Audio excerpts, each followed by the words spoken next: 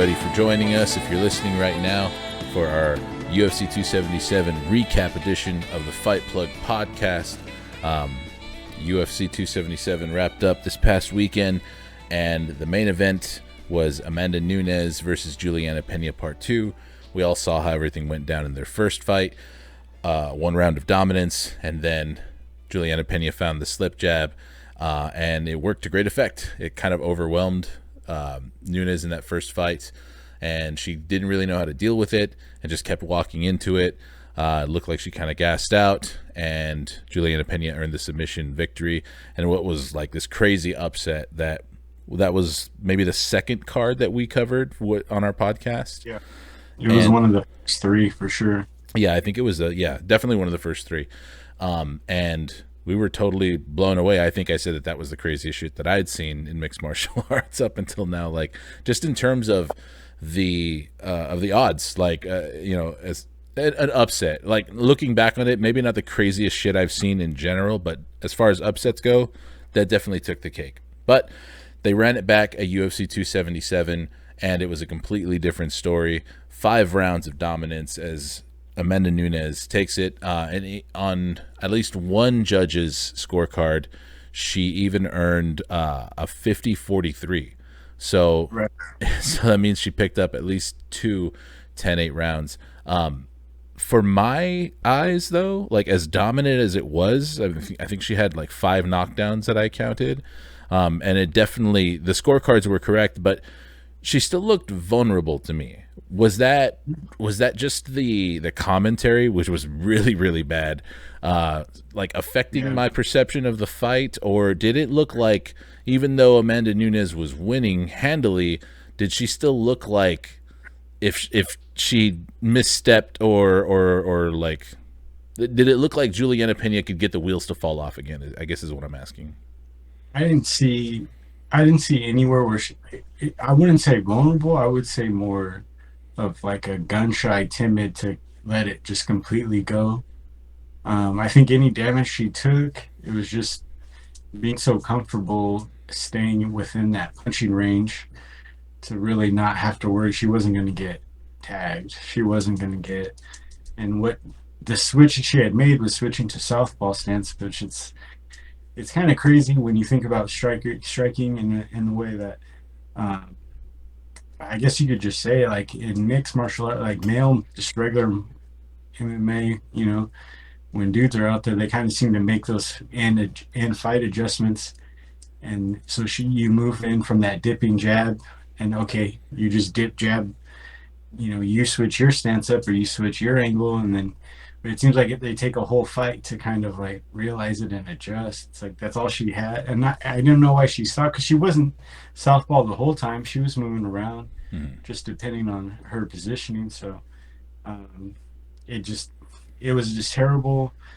The only really thing you saw was it was just really terrible, like fundamentals, really, really terrible technique on both ends. Like Amanda Nunes, she got a few takedowns, but even those weren't like the most graceful looking, takedowns we've seen. Especially towards the end there, when they were both kind of tired, like in the 4th and 5th. I think in the 5th she had a takedown where she like basically just kind of like one arm kind of fell down and took her down with her. There's just bad technique, like seriously, like inept technique from Pena. The one thing I saw, that when, just to kind of go off of what you said with like the commentary being so bad, they kept saying like, oh my god, she's got her though, she's got her in that armbar, she's got her. It wasn't, I never really saw it being close to an armbar. I saw Nunes trying to get out, and I saw Pena putting her fingers inside her glove and just holding it, and it would pin Nunes's arm a little longer than, but there was never any danger there. So it was just, I mean, it made the like, something must have really been wrong with Amanda Nunes in that first fight, because some of the knockdowns were just so comical. Some, like, just like the way that and Nunes is world class. No, any division, any gender, she's a world class striker. And as far as, especially with her shot accuracy, like she's just so it just finds the spot. Every shot is like thrown with purpose and finds the spot. And so it was just such a disparity between her and Pena. It's like, what in the fuck happened in that first fucking fight? Like, and who the fuck thought that Julianna Pena? You look like a complete fucking idiot because there were people looking dead in their fucking cameras, fucking open mouthed, telling you Julianna Pena was going to win this fight. Who in the fuck are you? Rethink what the fuck you're doing right now. Rethink what the fuck you're doing. You know what I'm saying? I remember when you and I looked and you asked me dead, like, dude, I said there's no fucking chance. There's no fucking chance. Yeah. How can people not see that? And this is the thing that makes me really mad with Adesanya. And I think people are starting to see that DC and Rogan really do these fighters a huge disservice. Yes. Because if they really would have played, because they made Julianna Pena like, it's like this unspoken embarrassment, like secondhand embarrassment, because she was. I mean, for me, who far be it from me, but I feel secondhand embarrassed for Pena because I didn't think she had a fucking chance in any fucking way to win this fight. There was no chance in hell. The only really things that she looked like she was confident in doing was just holding on to Nunes' glove as she was trying to get out of. But that was the only, and that's not even, anything. She wasn't blocking shots. She wasn't parrying shots. It looked like she was swimming. It was that like wine mom boxing style. Yeah. It looked bad. Was there any surprise to you that Amanda Nunes took the fight to the ground in the later rounds? No, I'm sure she was tired too. A 5-round fight's a 5-round fight. And it's not like she got, she had I guess we always say like a tune-up fight, or I mean, it was almost a year ago, right? Or pretty damn close to a year, 6 to 8 months, and so, and they were saying it was COVID and injuries that kind of took her out of it the first time. So she was just exhausted. She's getting up there in years, so. I'm sure she's just gonna look better in the next. We saw a jump, and so there was no.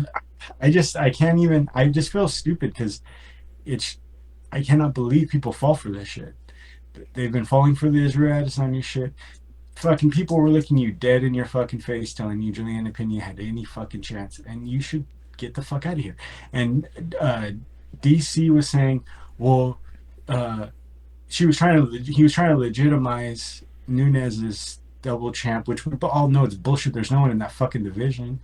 So he was trying to legitimize. Then he was like doubling back on, okay, well, I told you Pena is so fucking good and tough and badass.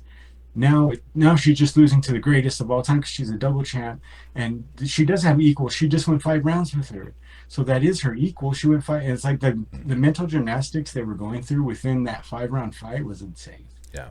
And then over the course of the fight, you literally had Daniel Cormier asking Dean Thomas why Amanda Nunes is afraid to take Julianna Pena down. It's like, dude, what the fuck are you asking, dude? Like, what are you saying? Yeah, if anybody at that desk should have been less confused by or could have thought of any better of a way to ask that question, it should have been Daniel Cormier. Yes. Oh yeah. Yeah. You can just tell, and this is the thing too. It's like I had to really take a step, and doing this with you has really fucking put my mind in a way different perspective of what I thought was casual or legit, or like kind of checking my own fandom, because I'm like, why do they keep putting these fucking dudes on these cards? Like, why do they keep doing it? Because Julianna Pena, you have to have a lot of respect for her. She was a champ at one time. She'd be one of the greatest fighters in UFC history. Why not focus on how she did it, what she did, instead of just fucking throwing all the praise on her and all the blowing smoke up our ass. Yeah. Let's appreciate it for what it was. This crazy underdog. Yeah. It made it even crazier. Yeah. If they would have been more honest about it, it would have made the whole fucking thing. They should have just said, dude, this never happens, guys. Yeah. Julianna Pena shouldn't have ever did that. They're The wheel, expecting her. They're expecting lightning to strike twice. Will it? Instead of yeah, trying to rewrite the narrative and being like, no, Juliana Pena is a factor in this division. She's not. yeah, yeah, She's objectively a bad fighter. And I mean, like you yeah, said it yourself, we're not really here. I mean, we're not qualified to shit on Juliana Pena's like absolutely form and not. her skill and all that. I mean, but anybody can, like, watching this can hit pause and go look up a Jack Slack or a Weasel MMA video covering this fight or their previous fight, and they will tell you, like, Juliana Pena is a very flawed fighter. Even in her strengths, she gets outdone by girls who are single discipline fighters in other areas. Like, Yes. I mean, we'll bring up the submission from Jermaine Durandamy or Valentina Shevchenko. So, but I did want to ask you this though. I mean, as much of a blowout as this fight was, now they're 1-1. Was there, and there was a few close submission attempts there, at least enough to make a big swath of the casual audience or viewers to think that this was a bit of a back and forth fight. Is there any compelling? Are you drawn into the idea of a trilogy, or is there a different direction that you want to see Amanda No, Nunes go? you and I aren't. We know that We're definitely not, see, but I have to ask. this epiphany that I had though the other day was, and it was brought up to me. I was reading an article about the commentary, like, because like there's good, like, Paul Felder's grown on me for as good as he is. Um, John Anik is just amazing at what he does. John Anik could do it for you. You feel like he could do it for football. Mhm, He could do it for basketball. Oh, maybe not basketball. Basketball is a different breed of announcer. mhm, But he could do it for football. He could do it for like WWE. He could do it for like a wide range of. He's just the perfect guy for the job that he's doing, and he loves it. And if you watch his podcast or listen to him, which I really don't, but if you do, you can see he looks at it from a better perspective. Like, he mhm, wants to, like, get degen as fuck on the mic, mhm. but he doesn't want to sound like, oh fuck, this guy is like probably betting on dog racing, like the way he talks. Yeah. And they're really And lucky so, to have him. Like, he's a oh my legit god, yeah, student of the, like, he he's a dude, he could geek be about Sunday Night Football. commentary. Yeah. You could put him in this, like, football's coming up. You could put him on a Sunday. You give him a week, and just off of what he knows in his head, his broadcasting prowess, his presence, his charm, he would not look out of place on No, Sunday Night not at all. Football in front of 30 million people. If you look Yeah, at his reaction when him and the rest of the crew, the UFC crew, were given those, like, golden ABC blazers or something like that. right. Like, Yeah, John Anik, if they have a photo of their reaction. John Anik is the only one who's losing his mind because it's yeah. such a huge deal to him. The rest of them don't understand, like, what big of a deal it is. But he's He's like, like Bob oh Costas shit, like, level. yeah. Yeah, he's like Bob Costas level. Like the guys that you see um that do he could do the Olympics. I mean, maybe not anchor it, but Mm, he could definitely he could be like a good, like I guess they're putting MMA in the Olympics, so like it would be nice to see him on it, and he would add credence to it, and so he's good. And you just don't need DC and Rogan. But what the thing is that, and we do, because they're cool, so we kind of, like, guys like you and me have to kind of give them their due on, like, you know it's great that you guys are here. You guys help, like, Rogan really came through for them when they needed him bad. You know what I mhm. mean? Like, they needed him. There was a time when they needed him almost just as bad, and he was doing it for free, fucking losing money to go to Alabama and all these places. So, like, he put in his time, dude. So rich, it's probably weird. Like, life is just a weird perspective to him. It's got to be so weird for him to be doing this. And DC, uh, you know, for whatever reason, they're just trying to. But you just don't realize that the people that are really paying for this product, they're drunk. They watch maybe one or two fights, and if they don't hear Rogan, it feels weird to them. Yeah. You know what I mean? Mm, And it's like going to McDonald's, and you're at McDonald's, but the menu switched up on you or something. right. And it's like, for the people who just, they barbecue, it's a Saturday, it's hot, they don't want to go anywhere.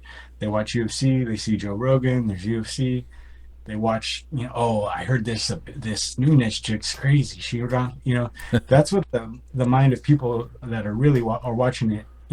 Oh, I'm sure that there are people right now who unironically miss Mike Goldberg, Yeah, and yeah. who actually think that Oh, that was the golden era. And I mean, I could understand I having think nostalgia for him. He's sure. part of a lot of really important like UFC and mixed martial arts moments as a whole. But It's a like, brand aesthetic. It's like you go to McDonald's, you want to taste, you just know the smell, the taste, the everything. mhm, You go to, you go into like certain stores in the mall that are like, you go to a JC Penney or Macy's, it's just everything looks, it just reminds you of it. mhm, And so you pay-per-view buyers, these people, they're fringe sports fans who football's not quite yet, baseball's kind of laggy, basketball's done.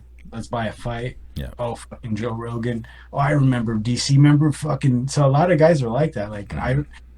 not everybody's like me at 9 a.m. watching fucking Mark Jacadze. Like, is he gonna wrestle this week? Like, how's he gonna? Right. No one's like, man, like Jack Manson, like just thinking about it that way. So like, I kind of get in my own head and I get too arrogant and too entitled as a MMA fan. Mhm. I guess. I don't know why we went off on this announcing thing, but it just really it every week we talk about it and it really boiled over for me and just it bugged me beyond Yeah, because Rogan and DC, they it was a really bad week for it them. was bad. They were super biased, asking a lot of stupid questions, and really made John Anik have to carry the team. And I get it. I mean, I don't get it, but I think I understand why. And it was just them trying to sell this bullshit bill of goods about Yeah. Julianna Pena's chances in this main event. When like we said, I think you can sell it for what it was, just this crazy upset, and That people was so crazy and they just could have tuning gone in to off. see if they get to see it like play out like a storybook again. Yeah. And it didn't. Yeah, Amanda no. Nunes has taken the throne again, and it looks like she did get her confidence back, despite what I was saying about her seemingly appearing vulnerable in there still, and still looking like she was getting flustered whenever she'd walk into one of those sloppy combinations. There was a point in the third round where she kind of started to feel herself. It reminded me of like when Anderson Silva was finally like felt comfortable and found his range and his rhythm and stuff. And so Yeah. I do believe her when she say that she got her confidence back now, and the achievement of becoming a two-time double champion now, has made her confidence even grow since then. Do you think that we are back to the Amanda of old, or that No. dominant It fighter, or does are there enough chinks in the armor now where other girls in this division are going to be looking at her and being like, no, there you're hittable, you're vulnerable. there's no chink in the armor that leaves a big enough like hole to where anyone can just come in and that's like where they're gonna attack and just beat her. Hmm. There's really not. And it was a confidence thing. I'm sure it was a health thing. You know, she seems more like a fighter is like a momentum, like she kind of builds off of momentum and just moving in the right direction Yeah. within a fight and within her career. She's kind of fed off of that just kind of getting on track Hmm. and just going downhill and just taking everybody down. Hmm. I think it's not going to be the same. It's definitely not the like Holly Holm fight Amanda Nunes that we're going to see, Hmm. but I don't think she has to be anywhere near the level that she is to keep her belt. And I don't even think she really would even have to be the super. I think she could a 90% or 95% Amanda could beat Valentina. So Hmm. That was going to be my next question. Obviously, that got brought up in the post-fight press conference, and the media had a lot of questions for Dana about that potential fight. And he straight up said it makes a lot of sense. As always, he doesn't regularly match make on the night of fights or anything like that, because the media always has those types of questions like, oh, this guy looked amazing tonight, how, what are the chances that we see him fighting blank in his next fight? yeah, We don't make those decisions tonight, guys. But he said, there's no better time for it. He would be up for it. Valentina tweeted her and made a comment about her stealing her style. So coming into this fight, Valentina seemed more open to it than ever. what are the chances that we see that fight before the end of the year? We have now. You know what? I think It even I'm will. going to take that question back. We Do you went until around February, March, if that was the fight that they so before next summer? before next summer. Yeah, it won't be a year out, but I would say if it's Valentina versus Amanda, it would be like yeah, it would be around March, maybe middle of February, sometime around there. But Right.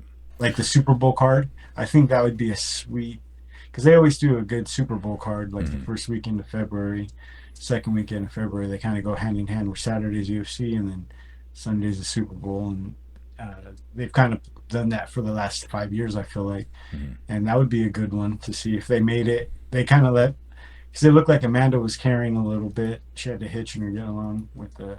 So we'll see how she was walking with crutches and everything, even a day or so after. So she's going to need some time. And Do you think that this potential? I mean, we already both agreed we don't want to see it, but do you think they keep this Nunes Pena 3 in their back pocket and yeah, trying to spring this one on us in the yeah, future? because it wasn't a complete like it wasn't a definitive knockout. So they're definitely it's probably like a between 2 to 5% chance that that's what happens, but it's for sure a chance. And it if who knows what happens in WMMA or who comes in or who comes out, what happens in life. So I mean, it went depending on how these narratives and storylines go, it may happen. But Is Amanda Nunes the number one pound for pound women's mixed martial artist again, or is that yeah, still yeah, Valentina's title? Or you think it goes back to Amanda Nunes? She already I I proved it think was a it fluke. I think there's solid argument for both sides, just because Valentina is so technically better than everybody and Mm. smarter to like stay out of danger. I guess that's a skill in and of itself, and apparently we're too stupid to understand how that works. Right. So I've been told. Um, so I would So you've I been would told. imagine. So I've been told by the people who know a lot more than or should know a lot more than I do Yeah. that I just don't understand the artistry behind Valentina Shevchenko and everything that she does. Hmm. So I just know, like, to my eye, it's more aesthetically pleasing to watch Amanda Nunes fight Julianna Pena than what we've seen the last two or three fights from Valentina Shevchenko. Really? I'm gonna have to Yeah. hard disagree on that one. I think Okay. Amanda Nunes looked. I think if Juliana Pena fought both of them again, like if she Right. fought Valentina back to back, like she would never have Valentina looking as bad as she had Amanda Nunes No, looking. no. I'm Even saying I in would rather watch Nunes versus Pena than Shevchenko against whoever she's fought. Like, mm. I just prefer to watch an action fight, Oh no, I feel not that. a Yeah, not an outside hip trip. No, I'm not saying as that far as the Valentina entertainment factor. was 100% more dominant. Hmm. Like the gap between the gals she's been fighting is like so far, Hmm. but is so far and so pronounced. Whereas it even this second fight with Pena and Nunes was closer than any fight that Shevchenko's really been, or she's never really. If you go off of what the danger Amanda was in, as the danger Valentina's been in, Hmm. it's not even close. Even the second fight. Hmm. But that's just Shev's fighting style. Yeah, yeah, yeah. As far as entertainment factor goes, I definitely have to give it to Amanda Nunes. She has a lot Yeah, more stylish finishes, but I think I'd still give Valentina the edge as far as like pound yeah, for pound and competitiveness you're going. not But wrong at all. You're not wrong at all. And she could come out and she could beat the shit out of Nunes. You know what I mean? Like you could see that how that could happen. mhm. It's not like out of the realm of possibility. Yeah, there's a lot of exciting stuff happening there. I think overall, this whole experiment with Juliana Pena and how this has played out has ultimately been good for the bantamweight division because even doing the immediate rematch, which was expected, like there's no way you can knock Amanda Nunes off that throne and then not expect her to get an immediate rematch, title shot. So I think it gave the division a little bit of time to breathe and grow up a little bit more, so that hopefully when Amanda Nunes is ready to come back and defend again, which it might, and that might end up being against Valentina, like we were just discussing. If that happens, I think that'll also be good, because we're gonna need some time for an actual bantamweight contender to establish themselves in that division, and right now there isn't one. There's not even close to one. So I think that'll give them a little bit of time to work, and they definitely need it. So if Amanda Nunes ends up fighting Valentina and then goes up and defends a featherweight belt against some girl who managed to get a win in the UFC, then that'll be good for bantamweight in general. Right. And what other question? Did I have another question about Amanda Nunes? I feel like I did. We'll come back to it if I can remember what that was. But let's move on to the co-main event: Brandon Moreno versus Kai Kara France for the interim flyweight UFC championship, UFC interim flyweight championship. There we go. I had it all fucking goofed and backwards. Kai Kara France comes up short when he eats a liver kick. They looked like a liver kick. He certainly felt like it was a liver kick at around 4 minutes and 34 seconds of round 3. That's all it takes to get it done for Brandon Moreno, who I picked going into this fight, but I mistakenly like messaged you as this fight was about to start and said that I had this feeling that it was gonna look kind of like, or maybe I was. Max, yeah, like Max Holloway versus Calvin Kattar. It just felt like it was going to be like this transformative performance for Brandon Moreno. Pretty good at that point of the night. Oh yeah, that's token good. I was, and dang. It's like, I don't know about that take. Yeah, I mean, in a way, it was just as dominant, but it just. I just remember thinking bold, because that was Max Holloway versus Calvin Kattar. Is just like that. Just looked like two completely different, like universes of like levels. I didn't see the gap. It's not so much that either one of these guys were good enough for that. I think they were both good. They were just both were too good to let that happen to the other one. They were just too good for that. Yeah. You never know when someone's gonna have an off night. I just figured, hey, Kai Kara France coming all that way from New Zealand, and we've seen this fight before. Yeah, I was watching these guys walk in, and I like to see how Moreno, like, he puts himself in that weird headspace to do what he does, which has got to be crazy. And so I like to see how his eyes kind of go shark.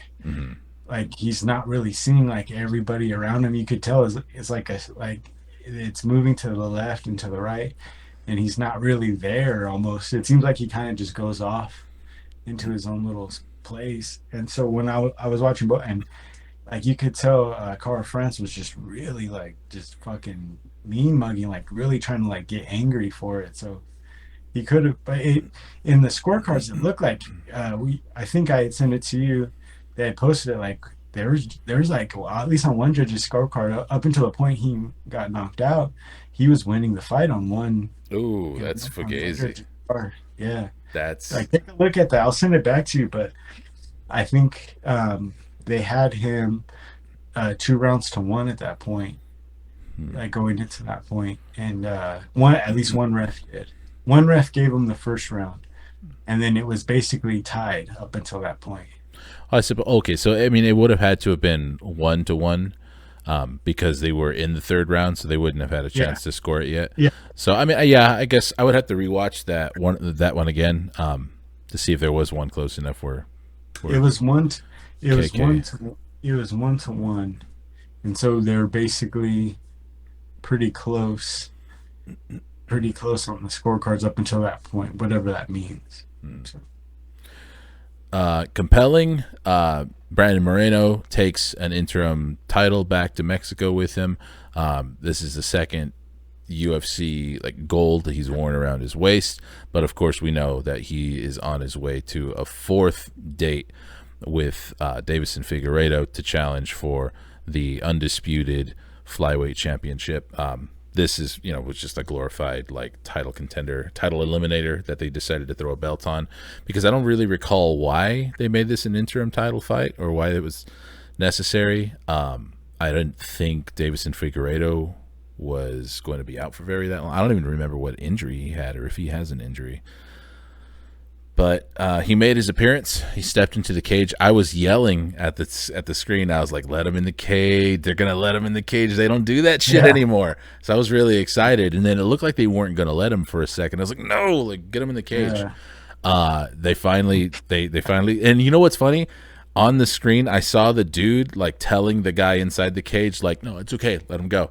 And I thought to myself, like, he doesn't even know if it's okay. I think that was like his manager, and he said, like, "Oh no, they said it's fine."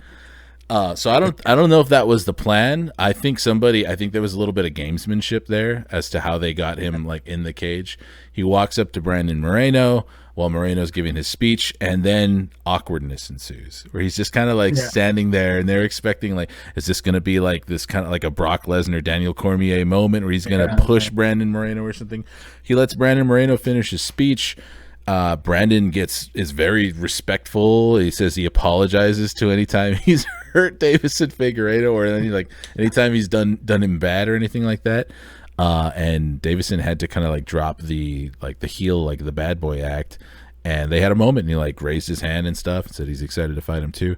So I don't think it worked out the way the UFC generally likes things to work out when somebody like, goes into a cage after a fight like that. But it wasn't bad either. I like it. I didn't mind it at all because it wasn't fabricated. And later on, Davison Figueiredo even said that he intended to go in there and like be the bad guy and like get in his face or try something stupid or whatever, but that Brandon Moreno's speech, it just disarmed him. Boots or whatever the fuck, that puts in guys like that fucking like, oh man, it's like your little cousin is just like, hey dude, like, I'm sorry bro, like, my bad bro, like, let's do this again bro, it's all good. He's just, how do you not like that guy, dude? Right. But Figueiredo looks huge, and everyone's been saying like, I sat next to this guy, like, how is he going to get down to flyweight? Like, he's fucking big. Like, he looks big right now. So they said like he looks like welterweight big. So they're just like, what in the fuck? Like, weight wise, anyway. Yeah. He looks big. And he really did look like a very prototypical villain too. Like, he had his eyebrows dyed red and shit like that. Like, this guy really looks like like he jumped out of a Streets of Rage like video game from the 90s or some shit, dude. Fuck. But I think it works, and I'm surprised that fight sells. But people are down for it. It's not a bad fight. I just like, I picked Brandon Moreno, but I was kind of rooting for Kai Kara-France just for the change up, just for something different. Because the value, if you're betting, there was so much value on Kai Kara-France by decision, just because they weren't that far. I mean, it's just Moreno's just the fucking animal. Like Conor McGregor said, like, the little Mexican, he's just a fucking animal. Like, he has that. He just has that, and we saw that in the first Figueiredo fight, where he just has that. Fuck, I like this guy. Like, whatever it is, there's just that little bit that you can't really put your finger on. You can't teach someone. You can't give it to somebody.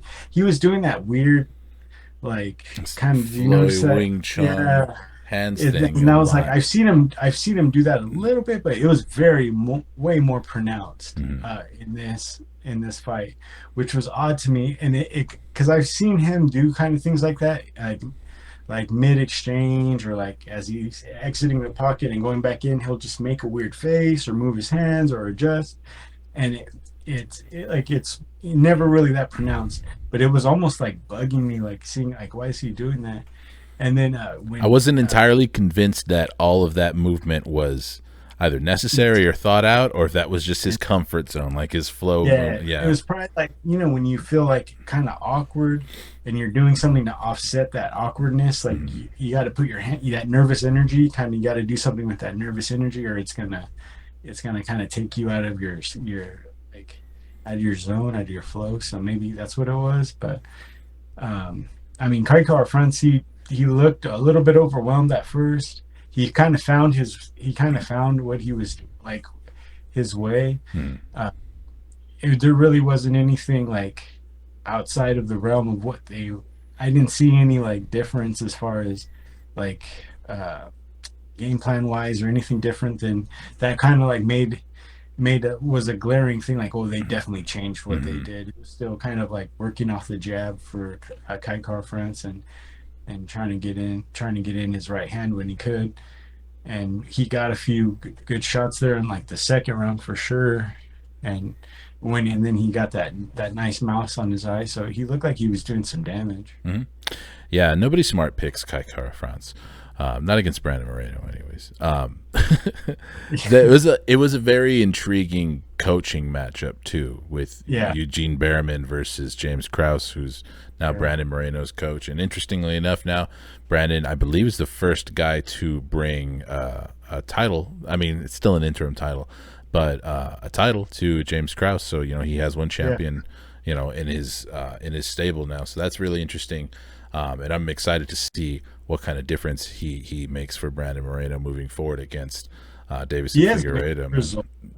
I think you gotta be the certain type of fighter to take that type of or that type of coaching kind of rings to your ear Hmm.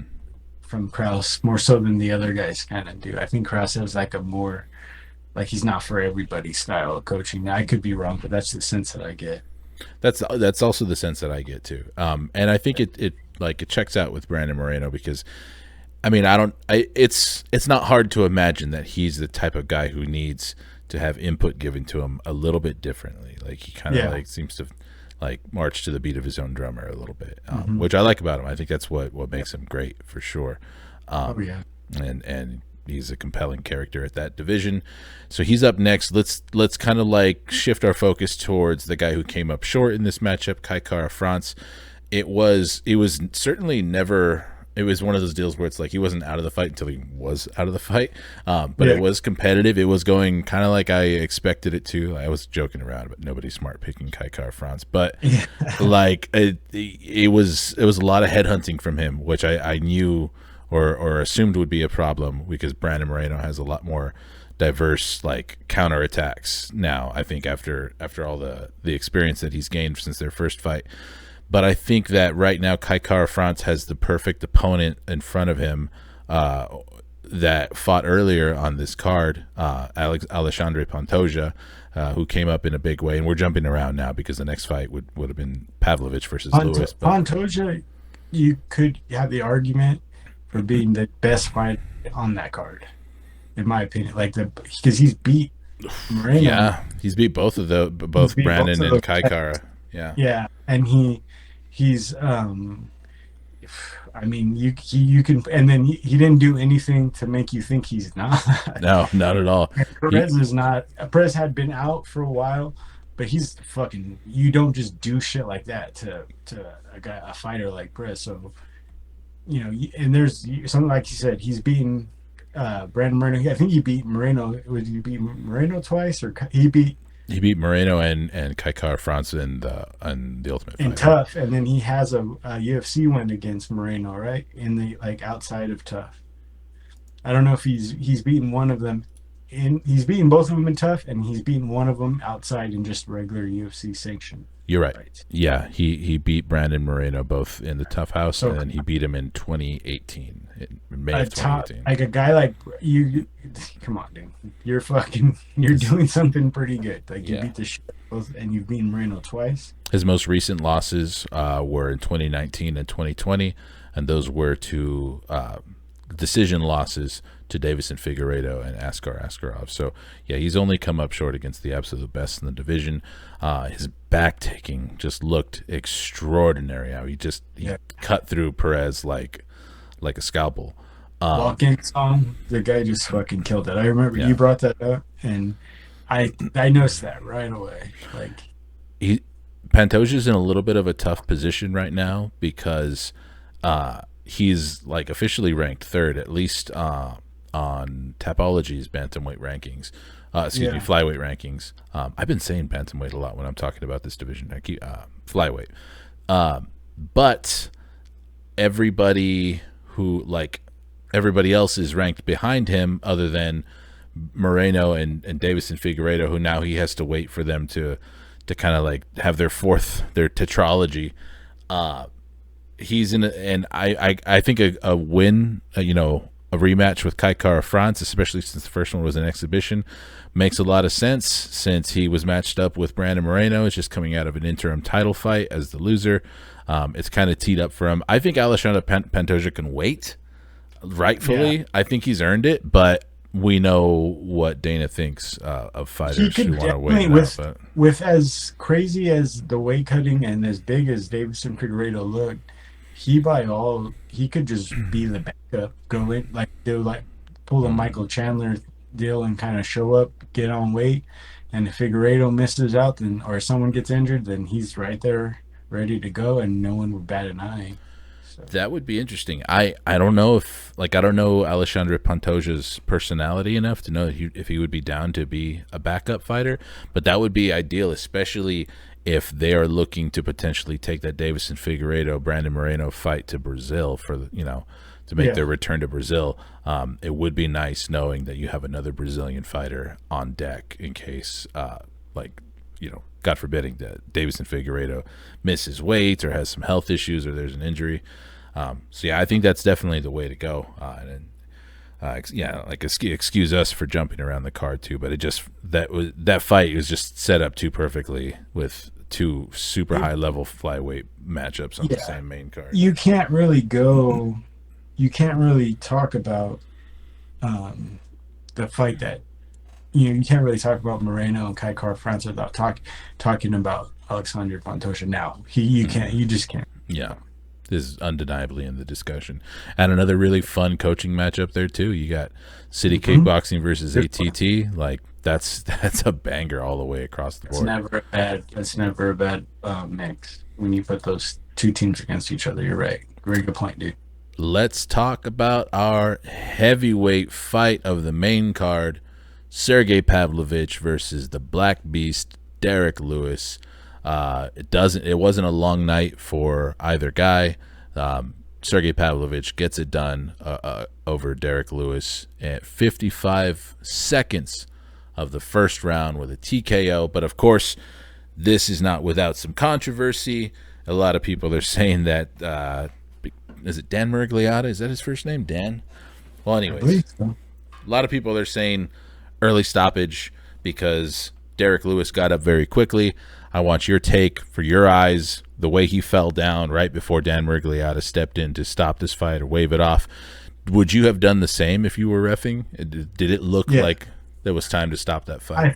These refs, it's so high level. It's at the UFC level. These guys are so good at they're just so good. So that they go in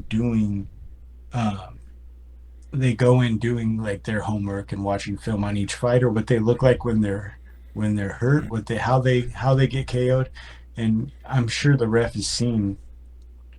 I mean, if not ref, a Derek Lewis fight before, and when Derek Lewis is face down, ass up, that's kind of been a bad sign for him, and and it's a little bit different because I heard people saying well, what about Gray Maynard and Frankie Edgar? I think that was what DC and Rogan were talking about. It's those two, they were two very tiny boys, very tiny little boys compared to these big ass fucking guys. And if Derek Lewis is face down with Sergey Pavlovich coming down on him, still raining down hellfire, it's going to Derek Lewis could be different for the rest of his life, and then that would be on that ref's heart. Yeah. And I think, if anything, too, a lot of the fans and a lot of people are starting to say, how dare that? This is actually one of the better things that could have happened to Derek Lewis in such a weird fucking way. Because if the ref lets him go, then Sergey ends his career in front of everybody in Dallas, Texas. Everyone just sees Derek Lewis die on camera. Because there was nothing that he was showing up until that, even though it was 55 seconds. Short of just a crazy ass haymaker, which he's done before, was he going to do anything to change how that fight was going? And there was no way that fight was going outside of a round and a half. You and I both know that. You and I can't sit here and honestly say there was anything that was going to happen. Not a fight.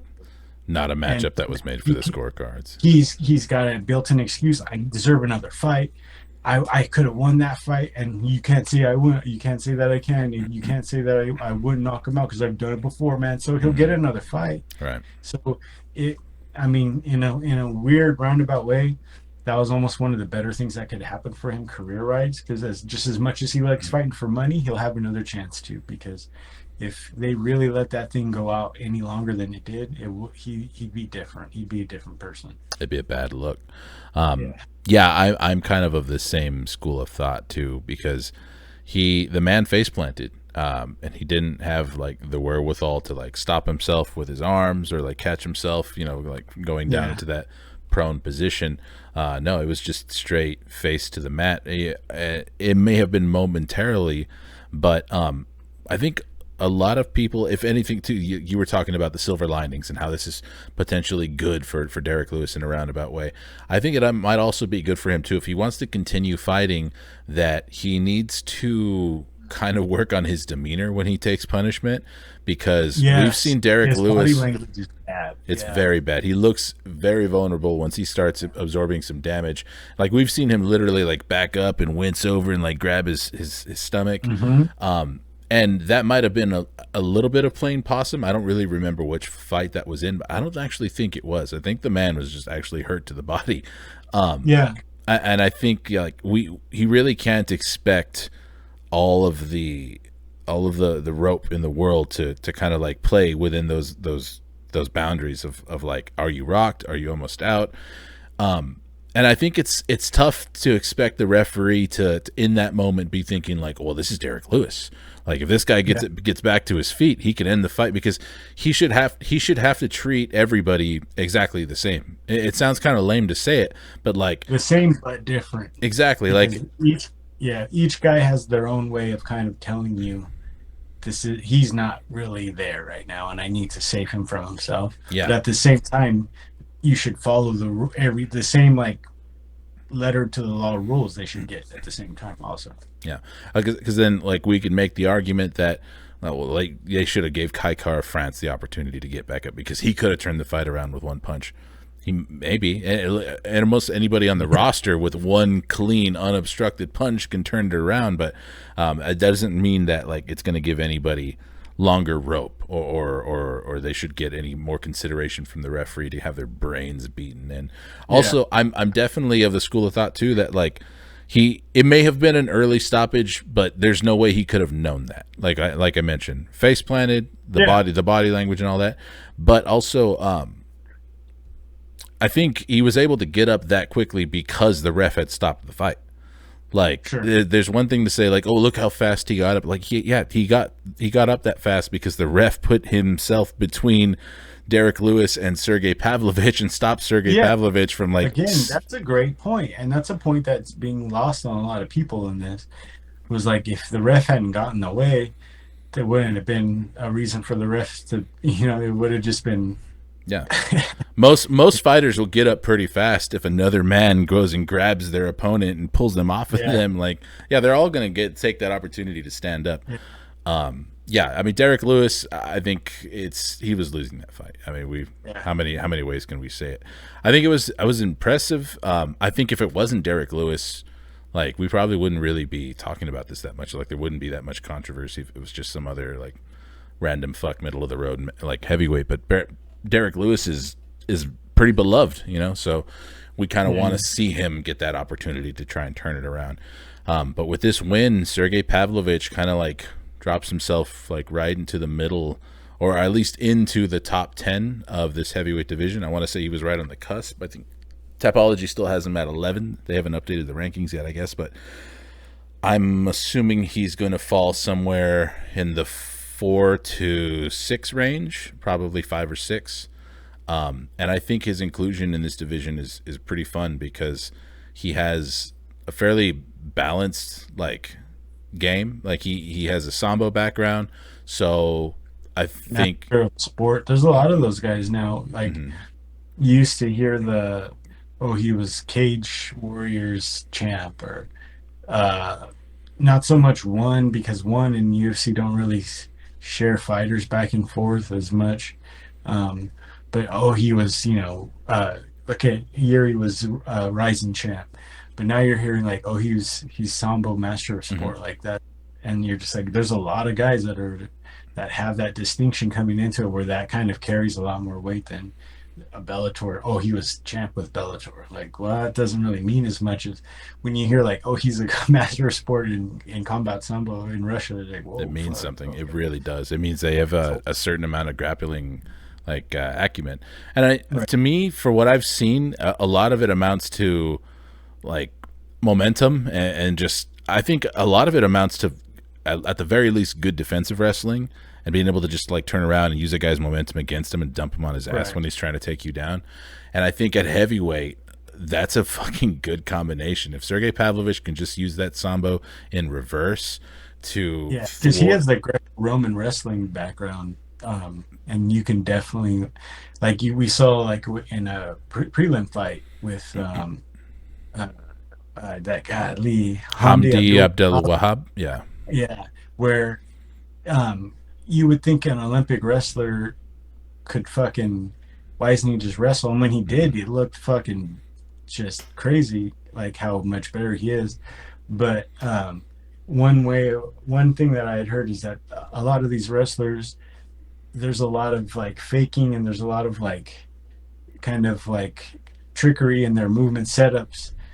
So setting up guys, making them think they're to try and block one thing when they're really coming around another way, and that translates to, right, really does translate to striking in a way, especially in the higher level, like, or the higher weight classes. So well, a guy that has the combat sambo background, Greco-Roman background like Pavlovich, and the reach is just insane. So yeah, he's definitely like on the rise for sure, for sure. Yeah. I'd There's be. some there's some Caucasus Mountains motherfuckers in that heavyweight division like that are, well, I mean, the next few weeks we're going to talk about them, but you got Pavlovich, you've got Romanov, you've got Sergey Spivak who's fighting this weekend. Those That's guys right. aren't here to fuck around. I kind of hope that they're at least a little bit selective about how they match make some of those guys moving forward too, because I would be very excited about a Sergey Pavlovich matchup with, almost any of the guys in that top five. I think that's a Right. unique style. Like if you told me randomly, I mean he's booked already, obviously, but if you told me that Sergey Pavlovich was going to be fighting Cyril Gahn, I'm fucking hyped for that fight. Yeah. It'd Like be hyper. that's this is like really really cool. Like he has tools to fight a guy like that. There's a lot of times like on his route up towards a title shot, I felt like Cyril Gahn, like everyone who they matched him up with, it was like, well, he's going to beat him like this.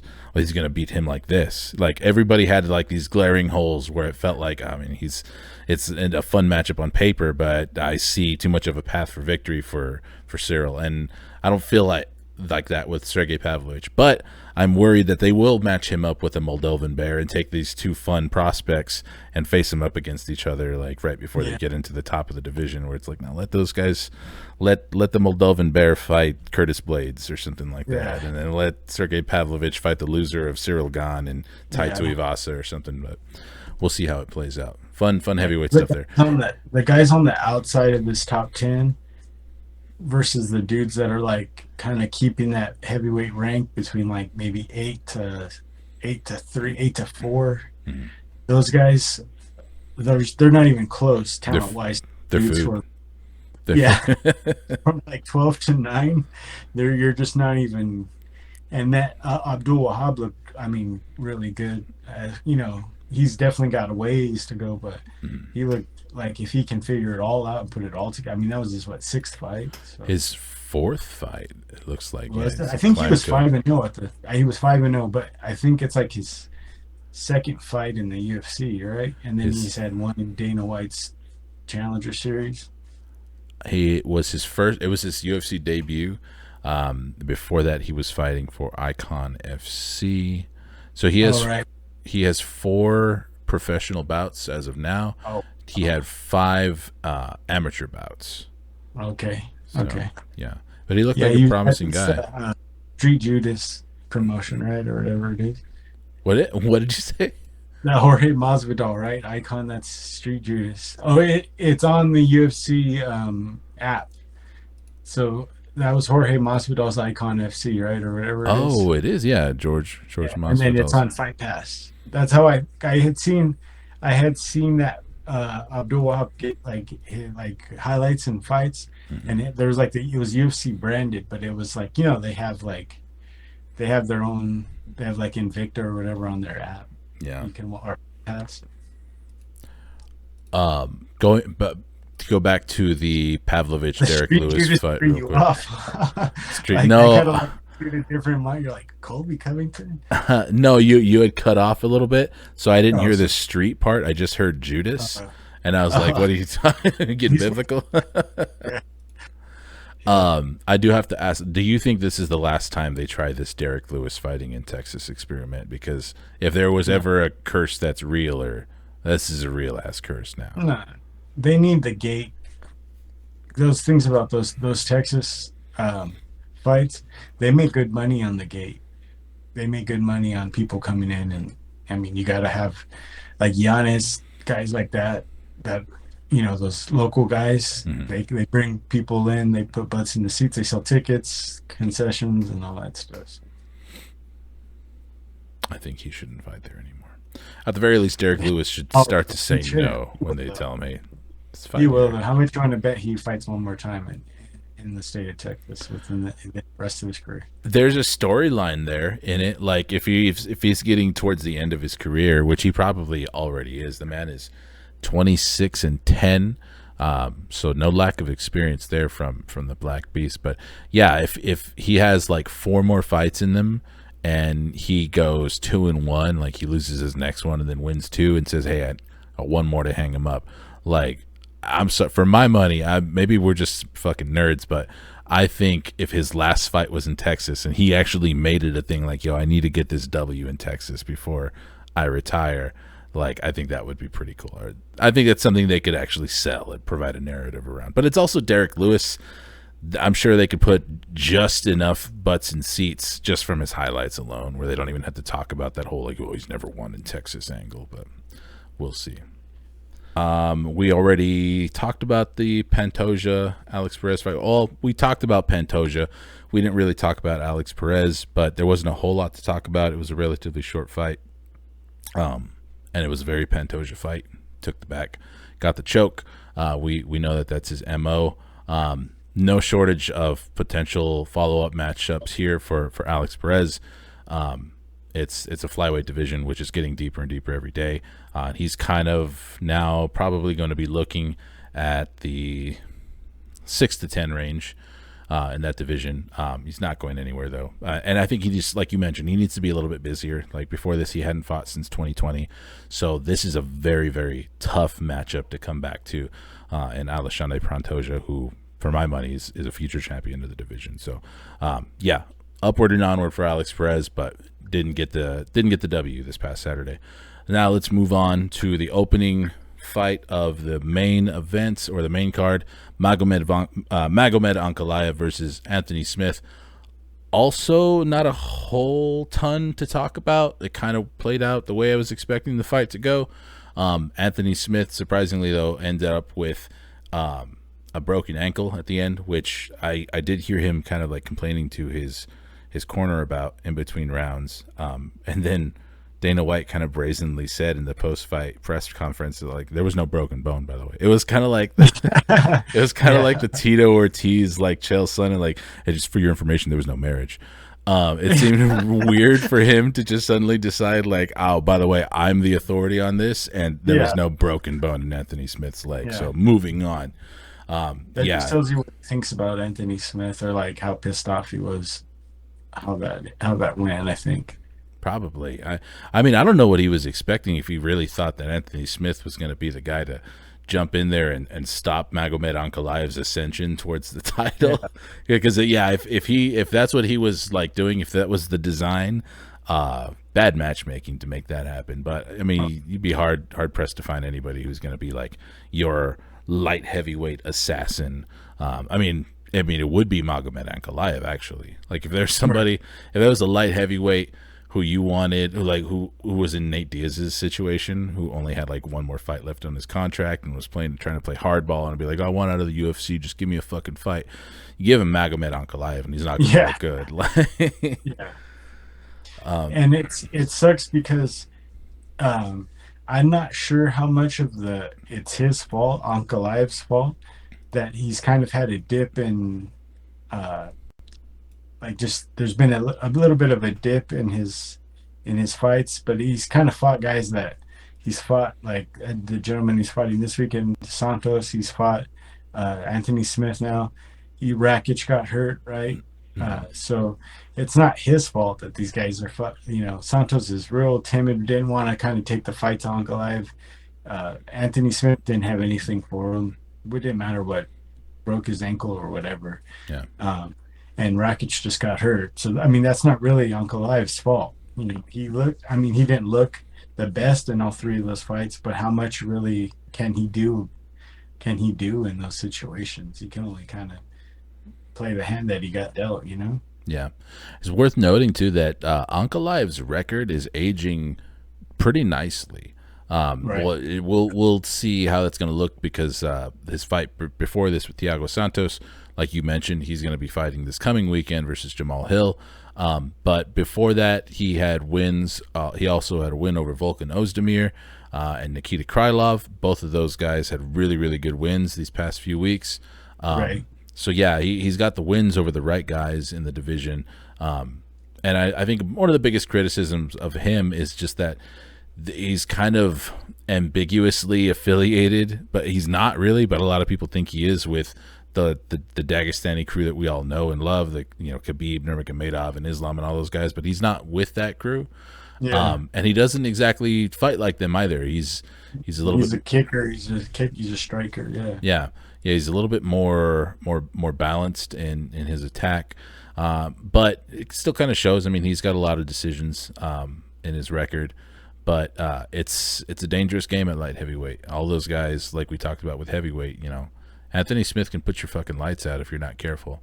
And I think it's important. Like nobody made it to the top of that division without being careful. Who wasn't an absolute freak? Because arguably John Jones was not careful when he opened up that Shogun fight with a flying knee towards a guy who we all looked at like a phenom. So yeah, if you're not an absolute freak in that division, which not a lot of guys are, I can't really hold it against you for being a little bit careful. So Magomed Ankalaev, also probably in a little bit of a weird situation right now as far as what's going to be happening with the title picture, because it seems like Jiri Prochazka kind of has his pick over whether he wants to fight Jan Blachowicz or give Glover Teixeira his rematch. It seems like the UFC might be leaning more towards doing the Glover Teixeira rematch. I would be perfectly happy with a Magomed Ankalaev versus Jan Blachowicz matchup to kind of like figure out the next guy in line. What do you think about that, or is there another name that you had in mind? Possibly the. No, I don't think there's any problem with Blachowicz and Ankalaev. Um, I wouldn't. I would rather just let's get it out of the way and do Ankalaev and Yuri Prohaska. Like, let's just do it. I would be really down for that too. Yeah, it just makes sense. And they'll be around. Neither one of them, if either one of them lose, they're not going to be like, dang, we're just not going to see Yuri get back to that level again. Or Ankalaev, if he loses, it's like, he can. There's some guys that are on their way up, on the end, on the fringes of that he'll be able to feed off of and build a good route back. So they should just do it already. Interesting. You came out of left field with that one too, because it took the established routes for Yuri Prochazka and just tossed them on their head too. Where I was thinking like, well, it's only going to be Glover or Yan, but you're saying just get Ankalaev right in there and have him challenge for the title already. And people were saying like he earned it even after his previous fight, but it just wasn't the most impressive fight. It was a decision. He didn't get the finish. But as far as like his dominance in the division, aside from that. Coming up short against Paul Craig because of a crazy like upset submission finish. He's been pretty flawless in this UFC lightweight division or light heavyweight division, excuse me. Right. I would be pretty down for that. I think they should. I mean, I don't see but it wouldn't be criminal to like if Jan and Glover don't get another shot at it right away. It's not a robbery. It's not like those guys were just like, God, they just. Well, I mean, maybe Glover just because he was pretty close to winning that fucking fight. Mm-hmm. But It's tough because Glover obviously has an expiration date, so yeah, it's always it's going to be hard. And he's been a really like a serious company man, without being like a shill or like a mouthpiece for the company. But as far as right. like, hey man, we need you to fight this killer. And as far as I Yeah, know, Glover's never said no to any of those types of matchups. right. So there's the, do we do Glover because he's not going to be with us much longer? That makes it sound like he's going to fucking die.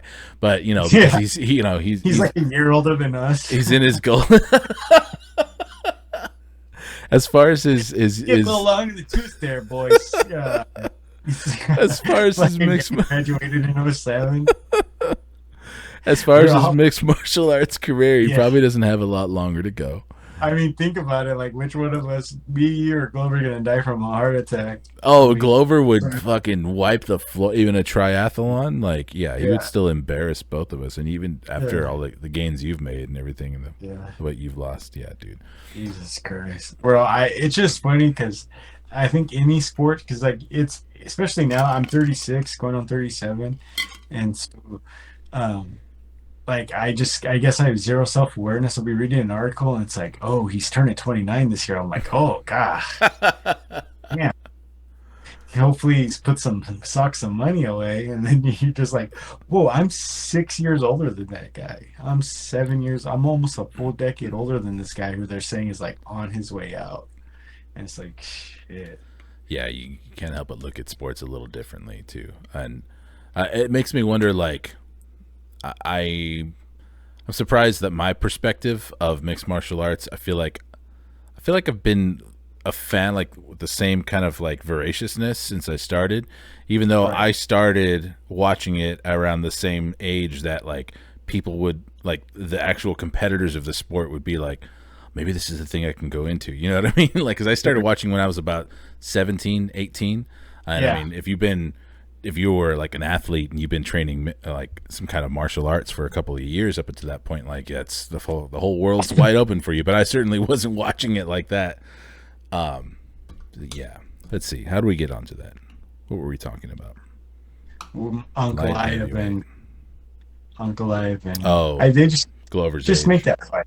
Just make that fight. I really wish that we had a more definitive ending to the Jan Blachowicz uh, versus Rakic fight, because Uh-huh.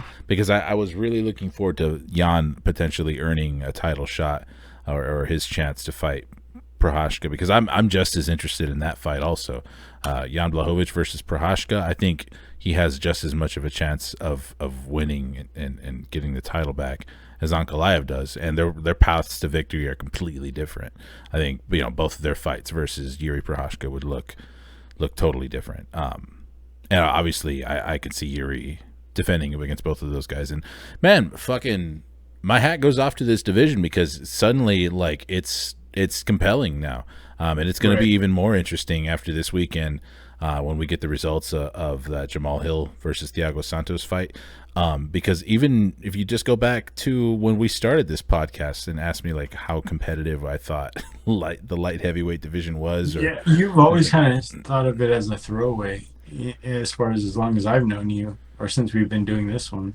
pretty much, yeah. Like, I've been saying for a while too. Like, my dream would be like seeing them. I mean, I don't want any of the divisions to actually be cut, but if they treated it like WEC and said, "All right, fuck it, we're not going to have anything over welterweight, and there's Yeah. no middleweight, no light heavyweight, no heavyweight," I'd be like all for it. Like, give me that Yeah. organization all day. Oh yeah. And I mean, it's just been it's like such a roller coaster, like the landscape of things. How different would this look if like Prohashka didn't just stayed in Japan, or he was always going to come here, but that it would look bleak without just that one guy. So in my opinion, anyway.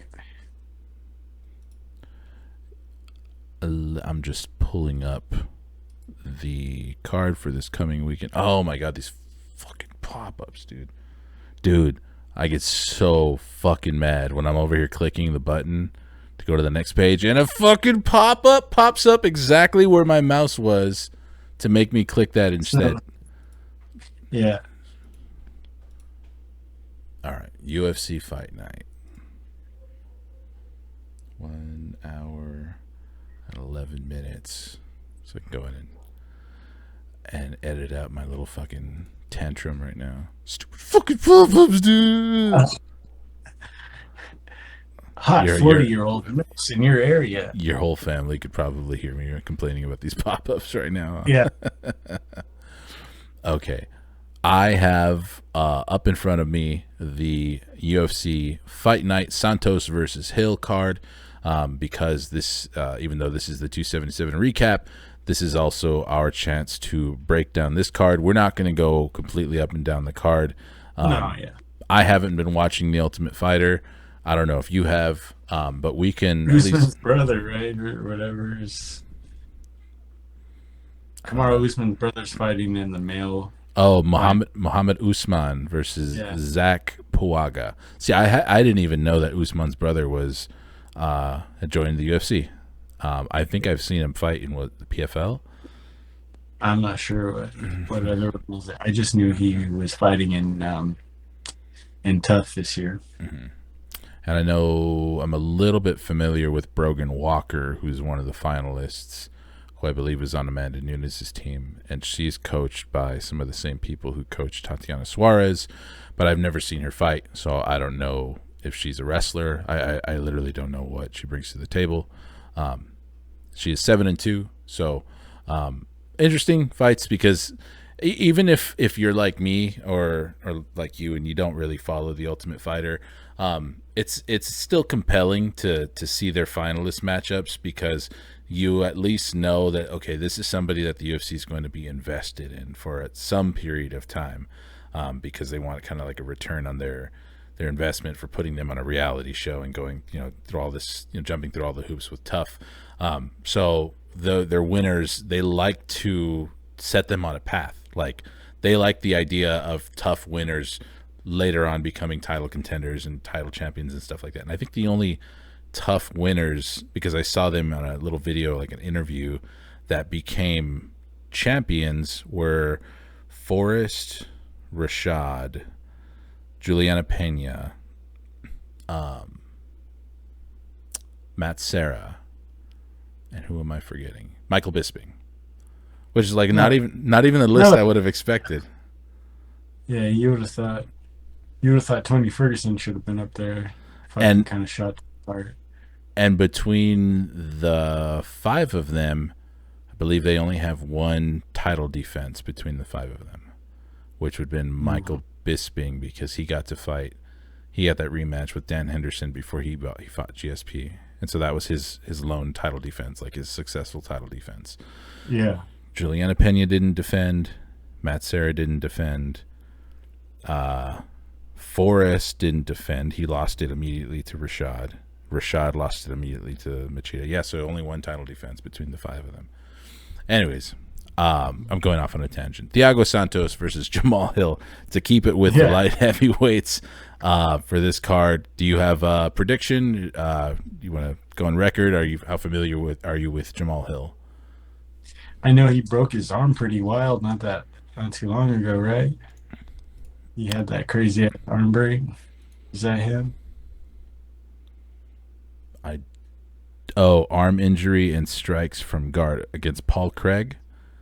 I don't remember. I don't remember how that looked. I just know he had his arm broke not too long ago, long enough ago to where he's been able to put together a streak to get to here. But he had a real wild ass arm injury. Yes, that was June of last year against Paul Craig. Yeah. Round 1, 1 minute and 59 seconds, arm injury and strikes from guard. I do vaguely remember that now. Yeah. Since then, he's gone on a 2-fight streak and has recovered with wins over Jimmy Crute. That was a first-round knockout, and Johnny Walker was another first round knockout, which was also a very, very funny knockout of Johnny Walker. That was a comical, weird one. It was. Johnny Walker is just. I want him to go away. He's such a weird fuck. That's a fucking weird guy, dude. Stop it. His face and everything. And then have you seen like how it's like it's that like uncanny like just something's off. Like something is off about them. Johnny about him or his wife too. Like the way his wife like they just look off. Like they look like they're doing an imitation of a human being. Yeah. It's funny that you say that because I was about to say like I've always thought Johnny Walker always felt like he was one of those prawns from District 9 in human skin. Yeah. Like he's walking around like especially when he first showed up and he was like wearing suits and stuff like that and the way he carried himself is like his knees probably bend the other way. But and then he would walk in like a stripper or whatever. I think he was a stripper. If my suspicions were real, though, he'd probably have a better record inside the UFC right now. If he was really a prawn. Ow! Fuck. Sorry. I have a cat, and it just bit me in the foot. Jamal Hill. I am going to fucking step on your pick, because you haven't really given one yet. I'll give mine first. I will say that I am going with Jamal Hill over Thiago Santos by knockout. Thiago Santos definitely has the wealth of experience at 22-10 versus Jamal Hill's 10-1. But having seen that power from Jamal Hill a few times now, I think I'm pretty convinced that if he ends up in there with the Thiago Santos that we've seen becoming a little bit more gun shy now, I think Jamal Hill's going to exploit that. He's not going to wait for Thiago Santos and let's play the setup game or like, see what looks you're going to give me or looks I'm going to give you.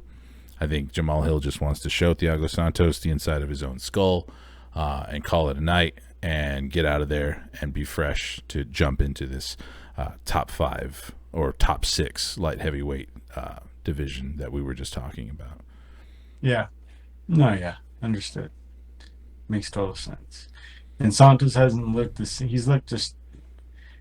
He can definitely put together a shitty fucking fight. As he used to be someone who he's just real explosive with his striking, and he can put a strong shot on you, but he can also put up a really like boring ass fucking fight too. So interesting. Yeah, he's 1-5 in his last. 1-4 in his last 5, dating back to 2019 when he came up short against John Jones. The other losses in his record were to Glover Teixeira, Alexander Rakic, and Magomed Ankalaev, and his lone win against Johnny Walker. Obviously, he's fought 4 killers. So, I think we talked about it. We touched on it a little bit on our breakdown episode of. Or our breakdown episode of 277, because I do distinctly remember bringing up Johnny Walker even then, because that's his lone win. But it's just not a record that is very inspiring to me right now. I think there's been a very noticeable difference in the way that mentally that Thiago Santos is coming into these fights now. That he's a new father, popped out a kid with Yana Kunitskaya. And the fire just kind of really hasn't seemed to be there. Not bad. Not. Oh yeah, he's done very well for himself. But done very well for himself in that regard. But yeah, I think Jamal Hill is just surging right now, and I think I think he's going to get his hand raised. And he's on that level of ascending, and I think this is a fight to like push him over the top. I feel like they're trying to use Santos as a springboard. Well, they still can, because eventually, after this, it's really gonna. If he loses to, Jamal Hill, I think that well is run dry. Like a win over Thiago Santos will no longer mean the same thing that it would afterwards anymore. I will ask you if you want to give me any kind of a breakdown or even just a pick. You don't got to break it down too thoroughly. For Vicente Luque versus Jeff Neal, which is the co-main event at 170 pounds. It's a good fight. Yeah. I actually honestly it didn't even occur to me that Vicente Luque was on this card, so I'm surprised it was a Yeah. pretty quick turnaround from his last fight with Bilal Muhammad. Which we can talk about Bilal too a little bit if you want before that. But yeah, give me a pick for Vicente Luque, and then if there's any other compelling I matchups. think I think Jeff Neal gets it. I think he's gonna win the fight. Maybe by decision, but I don't know. That those guys they both know how to put together a good fight, so yeah, it should be interesting to say the least. I would, but I'll take Neal. Jeff Neal is a tough customer. He's a tough night out for anybody. I think he's a little bit more well rounded than Vicente Luque. But I think where Vicente Luque's strengths lie, give him a good opportunity to kind of like usurp or to get the edge over Jeff Neal. I think he's going to get it done the way that we know Vicente Luque likes to finish fights. I think he's probably going to be hungry coming out of the Bilal fight, and just for the sake of picking a different Yeah, result than you, kind of once I was getting excited, like listening to you talk right now. I was like, we're gonna pick opposite we're going to pick ways, opposite. I'll go Vicente Luque. and crazy as I like Vicente Luque, I like watching his fights a lot. Me too. Same here. But like by the time Vicente Luque, he's one of those guys whose fights I was picking wrong for a while. Like I just couldn't fucking Hmm. pick a Vicente Luque fight right because once I noticed him is when I started to like change the way like my picks and yeah. Anyways, nothing else specifically from this fight night card that we want to talk about. Sergey Spivak, the polar bear. I like watching his fights. Why? Why are you making fun of me? You The don't po- like Sergey Spivak? the polar bear. The polar I'm sorry. got me all caught me all high, dude. I caught that too, but then I was like, nah. You know how you're too arrogant to think like you would ever do anything wrong or look stupid? That's me, like that sociopath. And I was like, you won't catch that. I, And that's then you're like, yeah, That's me okay. too. That's a dangerous way to think too, because when someone does, Mhm. like you're just like, oh, really? Like, yeah, the How audacity. dare you? Yes, yeah, Exactly. yeah. Um, But in reality, I talk more like polar bear. Oh, like it's that weird. It's that what was the I don't know if it's like it was The Simpsons or what it was when like Homer was like kind of recounting like what how he saw it, and he's like all buff and like all jack, and then everyone's talking all stupid, but in real life he's just like all talking like an idiot. That's me, dude. Like I have this weird sense of myself. I look so stupid.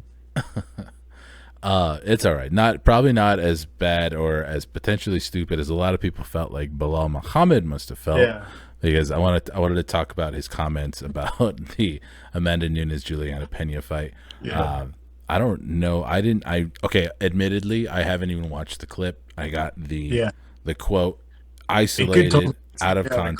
context, bro. Yeah, Yeah, it's out of context, but it's in a scenario where I'm sure somebody was asking him about it. I don't right. think he brought this up because he was just like, "Hey, do y'all want my opinions about Amanda Nunes?" You want to hear some? They're just asking him about like what's going on, like where he's training and how like to something way, and then he's like, Bilal, "Well, what's with the I want eye? to go ahead and stop this and talk about the Amanda Nunes and just tell you what a piece of trash I think she is." But he was talking about Amanda Nunes' quote or comment about how she could have got Juliana Pena out of there in the first or second round if Yeah, she wanted to, but that she kind of wanted to play with her meat a little bit, and she basically just said that she wanted to take her the distance or take her into deep waters to prove that she's better everywhere, that she can win it. And he just kind of said bullshit. You just couldn't yeah, finish her. and we all know it's bullshit. Every fighter says stupid shit, especially after a fight. She probably, if she had her way, she'd probably want to maybe do that in the second round. Probably wanted to take her out. I think she had her down and embarrassed her enough to where you can't say she's completely wrong.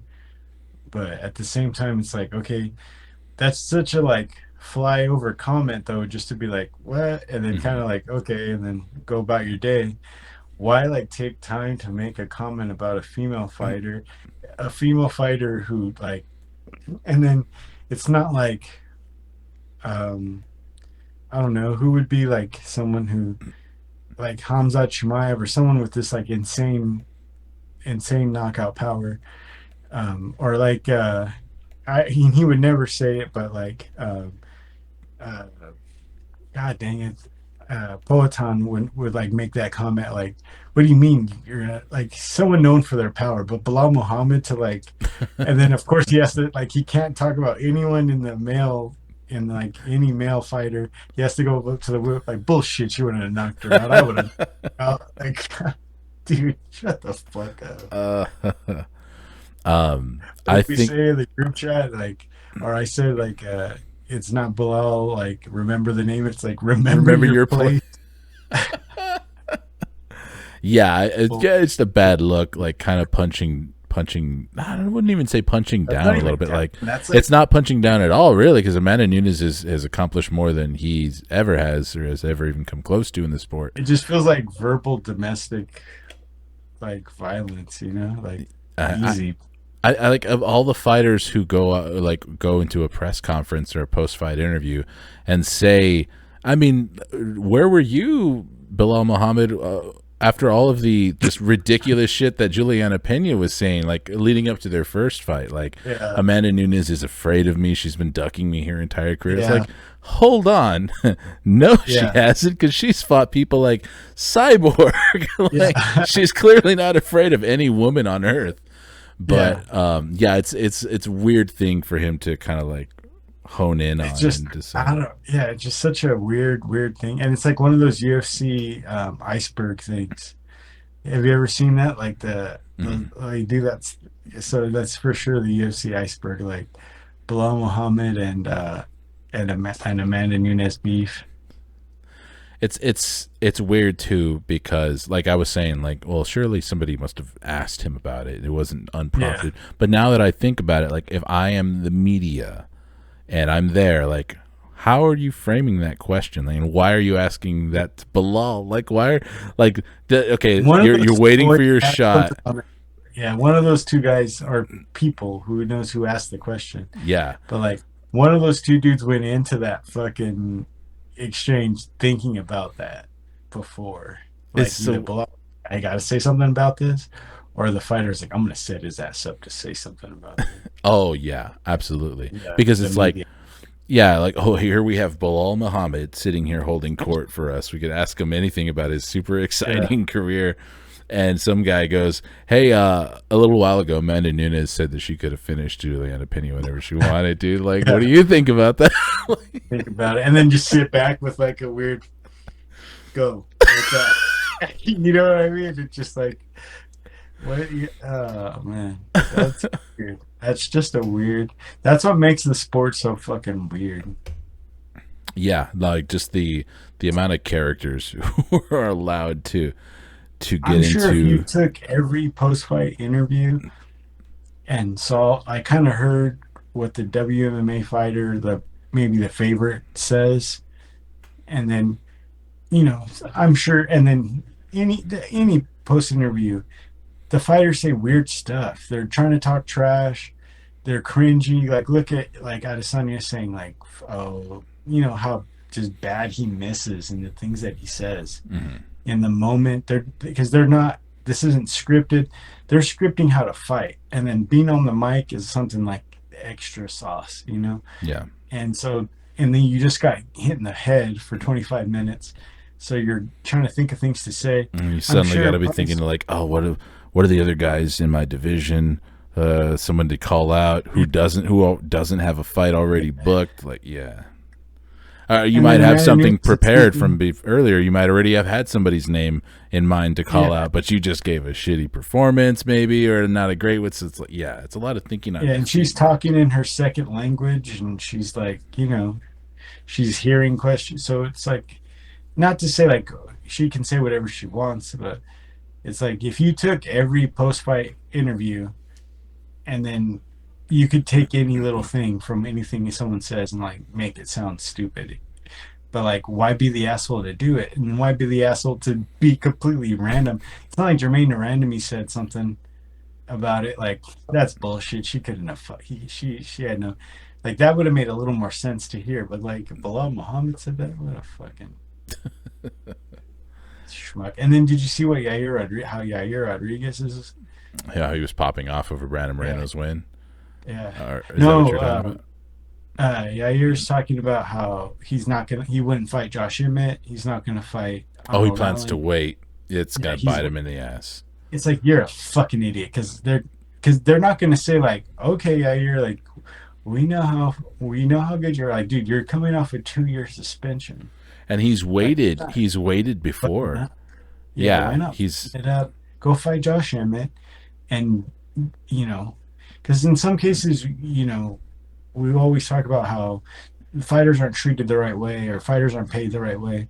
But in this case, it's like, dude, kind of read the room and maybe, go fight Josh Emmett because they're going to go, okay, Arnold Allen, Josh and Emmett, you guys, we don't know what's going on with Volk. He's injured. He wants to fight. He wants to fight for a title up in weight. You guys down to fight? Maybe, see where the number, and then both those guys are going to say, yeah, they're going to take another.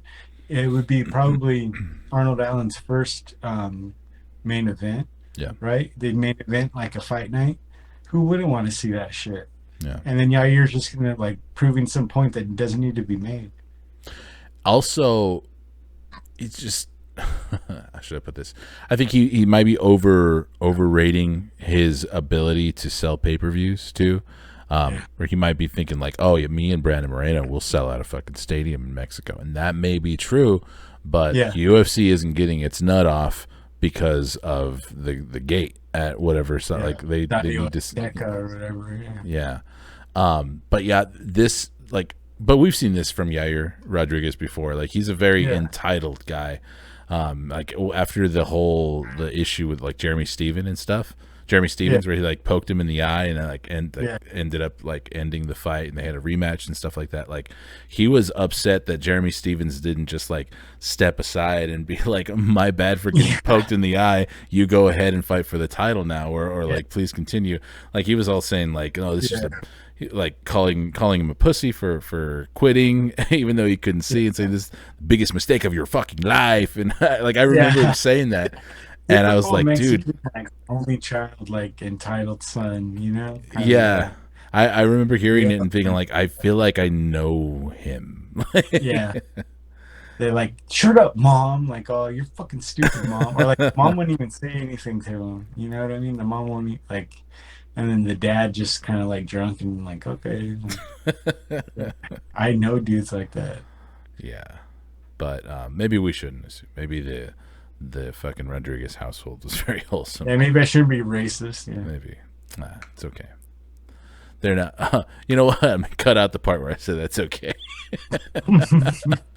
It's okay. You can be racist. They're not. We're not a race. Look at our last names. Anyways, I think I'm ready to put a bow on it. I don't really have anything else to talk about for Santos versus Hill. Otherwise, we're gonna go polar bear way too long. Polar bear. I never knew there was chicken in the soup. We are, because we're at a 1 hour and 34 minutes. So I will, with these last 15 seconds of breath, I will remind everybody to hit like and subscribe. Oh God, did you hear that? Can you hear that? No, what happened? It's some fucking pop-ups started playing music over my outro. But I guess you couldn't hear it. I think it was captured in the recording though. It was like it was about to start selling me like herpes medication or something. Oh, damn. So let me push back on my outro. I know, right? Fucking checkup. So thank you once again, everybody, for joining us for this UFC 277 recap and the very, very abridged breakdown of UFC Fight Night Santos versus Hill. We enjoy you being with us and listening to our nonsense once again. Hit like, subscribe, ring the bell, leave comments, engage with us, and we will engage with you right back with more content for UFC Fight Night Santos versus Hill. We'll be giving our recap for that next week. Until then, Brandon, have a good night.